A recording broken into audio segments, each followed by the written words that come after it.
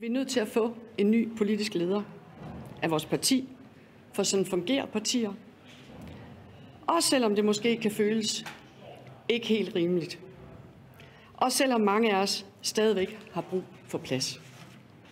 Også til at være i sorg og til at være vred over, hvor uretfærdigt det føles at miste ham. Det har jeg i hvert fald haft brug for og har stadigvæk, og det tillader jeg mig at give mig selv lov til. Men på klassisk konservativ manér kan man måske ovenikøbet sige, så søger vi også en orden, så vi ved, hvad vi er fælles om. Og jeg tør godt sige, at sådan vil Søren også have ønsket det. Så selvom vi på alle måder gerne vil have det her foruden, den her situation foruden, og selvom der ligger en dyne over glæden, så er jeg alligevel rigtig stolt over, at den konservative folketingsgruppe har betroet mig den opgave at blive politisk leder for det konservative Folkeparti. Der sidder nok måske en enkelt eller to og tænker, at hvad skal det konservative Folkeparti så lige nu? Og til det vil jeg sige, vi skal arbejde for indflydelse, som vi altid gør, og for de værdier, vi altid har stået for. Og som Søren Pape og mange andre gode folk før ham har formuleret så mange gode ord om. Vi har et fantastisk værdigrundlag. Det er en uendelig trist baggrund, at Mona Juul nu skal ind og overtage formandskabet på et konservativt Folkeparti. Jeg tror, at der er mange, der er klar over, at jeg havde et helt særligt både samarbejde, men også venskab med Søren Pape.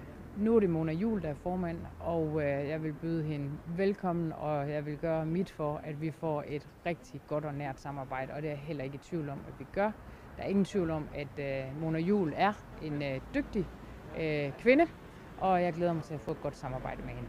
Konservative og radikale har jo tidligere dannet parløb også under valget. Altså, kommer du til at arbejde tæt sammen med Mona Juul?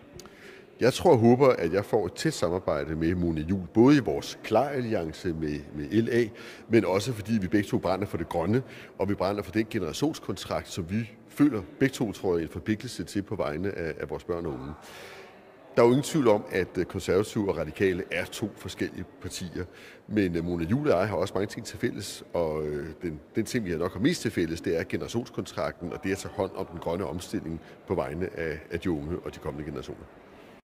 Jeg glæder mig til at lære hende bedre at kende og se, hvad det er for en retning, hun vil sætte på sit parti. Jeg kender hende faktisk lidt, fordi vi begge to er klima- og miljøordfører, og kender hende kun der som en dygtig og dedikeret politiker. Så jeg er spændt på at se hende udvikle sig og sit parti i kredsen af politiske ledere og formænd. Men du ved vel om nogen, altså der er forskel på at være folketingsmedlem og så skulle være politisk leder for et parti. Altså tror du, den Mona Juul, du kender, bliver hun en stærk samarbejdspartner for dig? Det håber jeg da. Altså, vi vil i hvert fald gerne have et så tæt samarbejde, især med de andre borgerlige formænd, som overhovedet muligt. Og der er jo ting, vi ser ens på, og så er der også nogle ting, hvor vi er ret uenige. Altså, jeg synes for eksempel, det har været lidt ærgerligt at se, hvordan det konservative Folkeparti har flettet fingre med de radikale igen på det seneste. Men det kan jo være, at Mona Juul som ny politisk leder så også der vil sætte en ny retning.